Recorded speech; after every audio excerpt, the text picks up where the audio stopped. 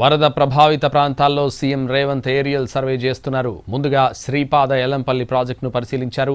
శ్రీపాద ఎల్లంపల్లి ప్రాజెక్టుకు గోదావరి జలాలు గుండెకాయ లాంటివన్నారు.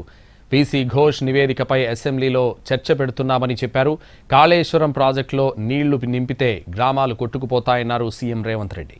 మేడిగడ్డ, అన్నారం, సుందిళ్ల ప్రాజెక్టులో లోపాలున్నాయని, కాళేశ్వరం ప్రాజెక్టు నిర్మాణంలో సాంకేతిక లోపం ఉందన్నారు. 3 బ్యారేజీల్లో ఒకే రకమైన లోపాలు ఉన్నాయన్నారు. డిజైన్తో పాటు నిర్మాణం, నిర్వహణలో కూడా లోపాలు ఉన్నాయని చెప్పారు.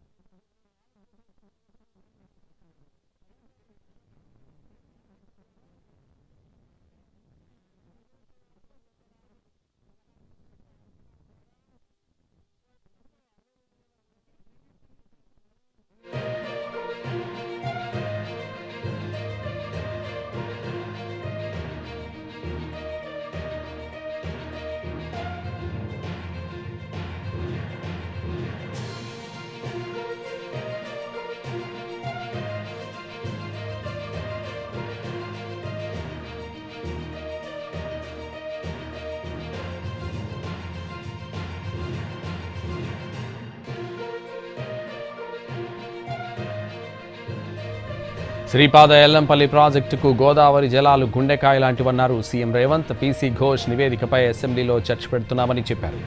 కాళేశ్వరం ప్రాజెక్టులో నీళ్లు నింపితే గ్రామాలు కొట్టుకుపోతాయన్నారు సీఎం రేవంత్ రెడ్డి.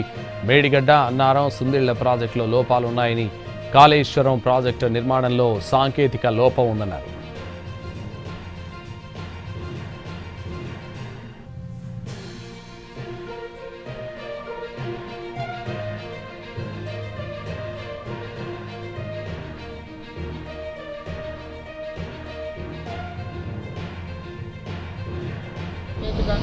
ఎంత సలహా తీసుకోవాలి, ఎట్లా పూర్తి చేయాలి, దాని ప్రకారం పనిచేస్తుంది ప్రభుత్వం. వాటికి కూడా సమస్య ఉందనే కదా. 3 ఒకే రకమైన సాంకేతిక నైపుణ్యం కట్టారు.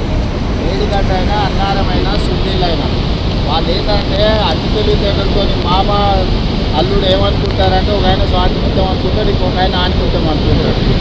మేడిగడ్డ నుంచి ఎత్తితే అన్నారంలో పోయాలి, అన్నారంలో ఎత్తితే సుందీలలో పోయాలి, అక్కడి నుంచి ఎత్తితే శ్రీపాద ఎల్లంపల్లికి పోయాలి. ఒకే రకమైన సాంకేతిక నైపుణ్యంతో ఉన్నట్టు అన్నిటికీ దాంట్లో ఉన్న సమస్య ఒకే రకమైన సమస్య.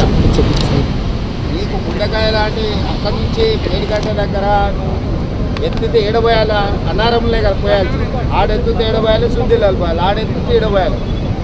3 ఒకే రకమైన సాంకేతిక నైపుణ్యంతో కట్టారు. వాటికి నాణ్యత లేదనే కదా అవి 2 కూడా కూలే ప్రమాదంలో ఉన్నాయంటారు. అవి 2 కూడా కూలే అవకాశం ఉందంటారు అనే సాంకేతిక నిపుణులు చెప్తారు. మేము లోపలికి చూడలే సాంకేతిక నిపుణులు ఏమంటుందంటే ఇది వైఫల్యం చెందిన సాంకేతిక నైపుణ్యము.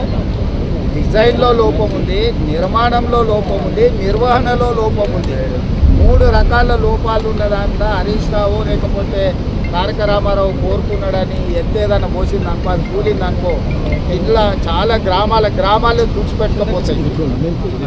సో ఇంత వరద వస్తున్నప్పుడు ఆల్రెడీ కమిషన్ రిపోర్ట్ ఇచ్చింది.